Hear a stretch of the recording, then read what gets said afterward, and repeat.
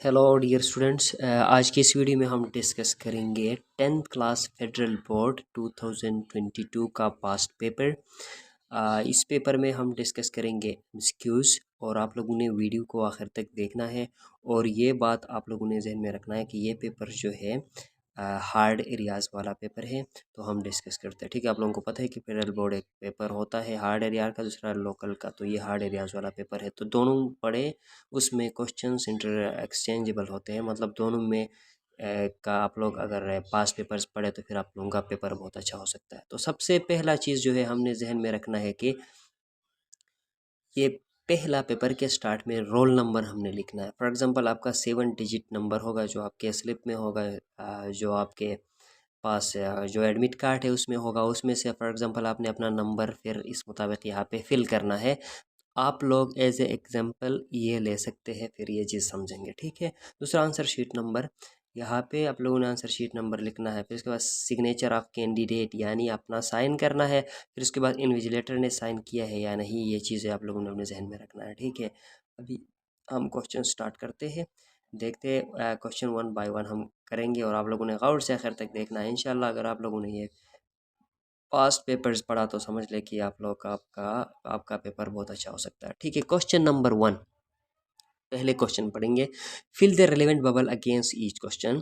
Dash word to the voice is sufficient. The correct option is. तो आप लोगों को पता है कि word to the voice is sufficient है, ये एक एडियम है। तो ये कौन सा एडियम है हम लोगों ने देखना है। अगर आ लगाया तो a word to the voice is sufficient होना चाहिए, या एन तो नहीं होगा, द क्या हो सकता है यहाँ पे पुट किया तो नो आर्टिकल इज रिक्वायर्ड। तो इसमें करेक्ट जो है अवर्ड, ठीक है। अवर्ड पहला ऑप्शन हमारे पास, ठीक है, ये एक एडियम है। owning two cars is a luxury in most countries. Which type of pronoun is underlined. ये प्रोनाउन तो नहीं है, ये नाउन होना चाहिए, ठीक है। प्रोनाउन नहीं है, ये कंक्रीट नाउन है, एब्स्ट्रैक्ट नाउन है, प्रॉपर नाउन है या कलेक्टिव नाउन है। तो ये तो एब्स्ट्रैक्ट नाउन है, ठीक है, एब्स्ट्रैक्ट नाउन है। This question option is correct. When I saw him that he dash chase, choose the correct form of verb. When I saw him, अभी इज प्लेइंग होना चाहिए, वाज प्लेइंग होना चाहिए, were playing या play होना चाहिए। He was playing, when I saw him he was playing होना चाहिए, वॉज प्लेइंग ये है। तो this option is correct, okay. The foolish crow try to sing, the underline word is foolish. क्या है फुलिश, यहाँ पे एज एजेक्टिव यूज हुआ है मेरे कॉन्सेप्ट के मुताबिक। नाउन नहीं है, वर्ब नहीं है, एजेक्टिव है, वर्ब भी नहीं है, ठीक है, ये एजेक्टिव है। इसी तरीके से आप लोगों ने देखना है। The ship dashed rapidly. Choose the correct verb to complete sentence. Sinking अगर किया तो ship is होना चाहिए, sank हो सकता है, ये पॉसिबल है। अब यहाँ पे अगर हमने संक किया तो गलत होता है, सिंक्ड ये है ही नहीं, ठीक है। ये थर्ड फॉर्म के साथ हेड या हेज लगना चाहिए। तो ये ऑप्शन हमारे पास करेक्ट है। सेकंड फॉर्म यूज़ करेंगे, पास्ट टेंस हो गया, ठीक है। He works carefully, the underline word is an adverb of, कौन सा है। आप लोगों को पहले ही बताया है, ये जो डबल एल वाई से जो भी एंड होता है वो एडवर्ब ऑफ मैनर होता है मोस्टली, ठीक है। एक्सेप्शनल एडवर्ब ऑफ फ्रीक्वेंसी हो सकता है, या आप लोगों के पास एडवर्ब ऑफ डिग्री हो सकता है, ठीक है। बाकी मोस्टली एडवर्ब ऑफ मैनर होता है, तो ये एडवर्ब ऑफ मैनर है, ठीक है। Salman enjoys playing cricket, the sentence is an example of. ये देखो, Salman is playing cricket, assertive sentence है, इंट्रोगेटिव सेंटेंस है, एक्सक्लेमेटरी सेंटेंस या इम्पेरेटिव सेंटेंस है। यह कौन सा है, सलमान एंजॉयज प्लेइंग क्रिकेट। ये जस्ट किसी ने अपना राय पेश किया है, तो इंट्रोगेटिव नहीं है, एक्सक्लेमेटरी भी नहीं है, इम्पेरेटिव भी नहीं है, तो ये क्या है, एजर्टिव है, ठीक है। ये हो गया। नेक्स्ट जो है, I am doing it now, this sentence is an example of. देखो, I am doing it now ये एक सिंपल सेंटेंस है, ज़्यादा लंबा नहीं करेंगे। कम्प्लेक्स कंपाउंड में एंड वगैरह इस्तेमाल होता है, तो यहाँ पे ये यूज़ नहीं हुआ, ठीक है। तो ये हमारा यहाँ तक कंप्लीट हो गया, क्वेश्चन नंबर 8 तक। तो अभी हम स्क्रॉल डाउन करते हैं, उसमें हमारे न्यू क्वेश्चंस आएंगे, ठीक है। तो उस मुताबिक आप लोगों ने करना होगा। Question number 9, which of the following sentence has an adjective. अभी हमने इन सेंटेंसेस के अंदर एडजेक्टिव ढूंढना है। She is an excellent player, यहाँ पे तो एक एडजेक्टिव मिल गया है मुझे। आई शैल डेफिनेटली प्ले, यहाँ पे है ही नहीं। She is here, she walks too slow, ये भी नहीं है, तो इसका मतलब ये ए वाला ऑप्शन हमारा करेक्ट हो गया। ठीक है। सेकंड जो है, the cat jumped dash the chair, choose the correct preposition to complete the sentence.